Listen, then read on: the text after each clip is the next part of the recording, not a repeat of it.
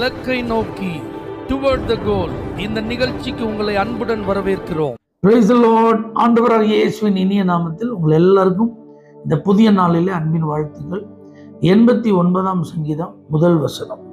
கர்த்தரின் கிருபைகளை என்றென்றைக்கும் பாடுவேன். இது தேவனை ஆராதிக்கும் நாள்.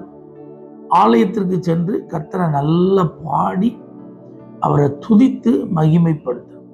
தேவ பிள்ளைகளை, நீங்க உங்க சபையில ஆராதனையின் துவக்கத்திலே பேர், ஆரம்ப ஜெபம் பண்றதுக்கு முன்னாடியே பேர், அந்த பாடல் பகுதி துவங்குறதுக்கு முன்னாடியே பேர், நல்ல விடுதலையோட ஆவியில நிறைஞ்சி கர்த்தரை பாடி ஆராதிக்கிற ஒரு அனுபவம் உங்களுக்கு இருக்கும்.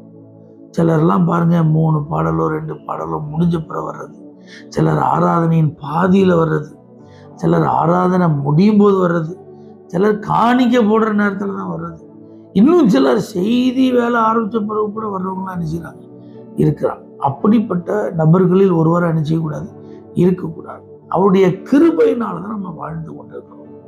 நம்முடைய ஜீவனை பார்க்க அவருடைய கிருபை நல்லது. நாம நிர்மூலமாகாமல் இருப்பது அவருடைய கிருபை. அப்ப ஆலயத்துல போய் அவரை பாடி அவருடைய கிருபைகளை நீங்க என்ன செய்யணும்? புகழணும். உங்க வாழ்க்கையில கர்த்தர் செய்த நன்மைகளை நினைச்சு நன்றி உணர்வோடு அவரை பாடி ஆராதிக்கணும். ஆகவே ஆராதனையில நீங்க கலந்து கொள்ளும் போது கடமைக்காக அப்படின்னு இல்லாம, அது துவங்கும் போதே நான் போய் கர்த்தரை பாடி அப்படியே கிருபையை நினைச்சு நான் ஆராதிக்கணுங்கிற ஒரு ஆர்வத்தோட போங்க. உங்க வாழ்க்கையில கிருபைகள் பெருகும்.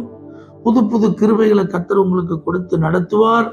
அந்த ஆராதனையிலே நீங்க ஆயத்தமாயிட்டீங்கன்னா உங்க இருதயத்திற்கு ஏற்ற நல்ல வார்த்தைகளை தருவார். தெய்வீக பிரசன்னத்தினால் உங்களை நிரப்புவார். மனதில் ஒரு நிறைவான மகிழ்ச்சியை கர்த்தர் உங்களுக்கு தருவார்.